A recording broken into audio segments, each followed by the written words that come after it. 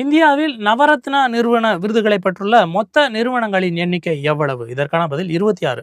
ரீசனாக பார்த்தீங்க அப்படின்னா 24 நிறுவனம் தான் இருந்தது. ஸோ 2 நிறுவனத்துக்கு நவரத்ன அந்தஸ்து வழங்கியிருக்காங்க.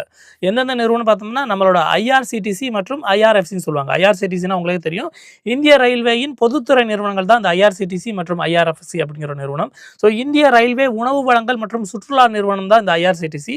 அது மட்டும் இல்லாமல் இந்திய ரயில்வே நிதி நிறுவனம் ஐஆர்எஃப்சி அப்படிங்கிற ஒரு நிறுவனத்துக்கும் இந்த நவரத்ன விருது அந்தஸ்தானது வழங்கப்பட்டுள்ளது. ஆக மொத்தம் 24 + 2 26 நிறுவனங்களுக்கு மொத்தமாக இந்த நவரத்ன விருது அந்தஸ்தானது வழங்கப்பட்டுள்ளது.